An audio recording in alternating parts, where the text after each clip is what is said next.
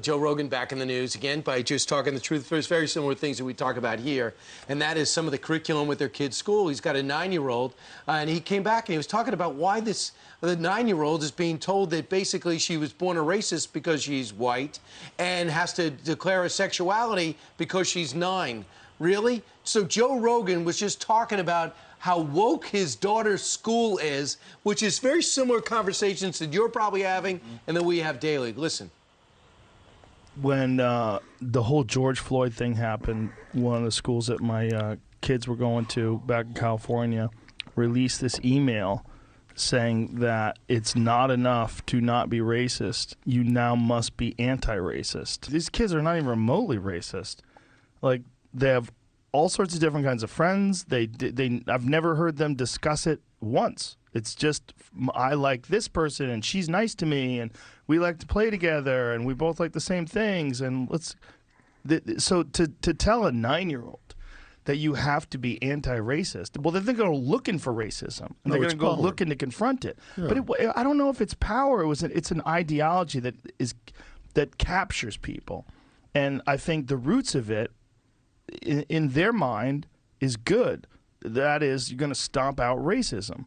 But it's this naive person who's an educator who's, you know, I mean, I don't want to disparage anybody, but they weren't that good at what they were doing in the first place. That's right. Like, they weren't that good at teaching in the first place. And now here they are saying they're going to tackle something, not just tackle something as complex as race in America, but you're going to establish rules that you can't just be not racist, you have to be anti-racist. And you're going to teach this to a 9-year-old. It's like, what are you saying? Like, what exactly are you saying? What is your end goal? Not only are they doing this to kids, but they're doing this to adults as well. They want you to prove that you're not racist. This is what got you Black Lives Matter, the organization, not the movement. The people and Black America and the country were calling for equal justice under the law. And so you had Black Lives Matter to establish this whole platform, all this nonsense that did not relate to what black people really wanted. All these companies decided to give them millions of dollars. And what did that get you? By virtual signaling. They took that money and they bought themselves a mansion. I know. A lot of them. They decided to host parties for their content. And no one's running the company. And no one's running it. The IRS is nowhere to be found, but they were there for all the Tea Party groups, for all the moms. They're banging down on the doors for CRT, the people that are going to object to what's happening on college campuses as well as in their kids' elementary schools. They want you to virtue signal. They don't want you to be good people. They want you to prove that you're not racist. And that's what got you this nonsense that we're seeing across the country. Well, we only have our kids for 18 years before they leave the house, generally. By law, so you want to use that time. You kicked yours out.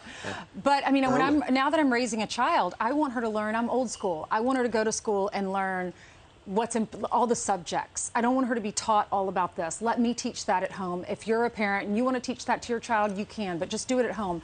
Because I don't want to waste time at school learning about things that we might have different opinions on. I really want her to focus on reading right now and learning how to, you know, add and subtract. You and Brian are missing the point. The point is, they're no longer your children.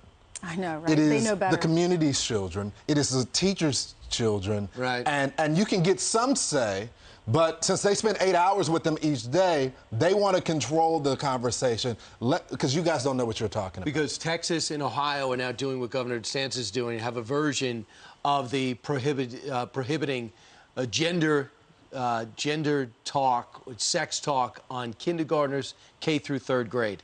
And now the American people are going to decide in Ohio, in Texas, and Florida if they got it right.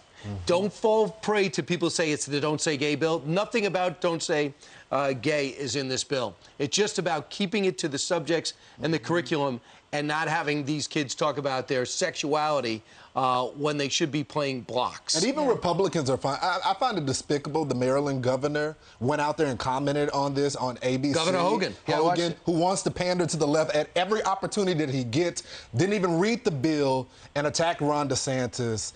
It's despicable. And everybody's falling for it because they want to appear woke. They want to appear like they're anti-racist. You don't have to prove that you're not racist. Well, that's how you get on that show on Sunday. That's how you get on that show on Sunday. You say to everybody how bad Republicans are. That's what Governor Hogan's Eric doing. Adams is doing it too. He has all these campaigns now in Florida. You've heard of that. Right. Saying, come live in New York. Don't live in Florida. I'm Steve Ducey. I'm Brian Kilmeade. And I'm Ainsley Earhart. And click here to subscribe to the Fox News YouTube page to catch our hottest interviews and most compelling analysis.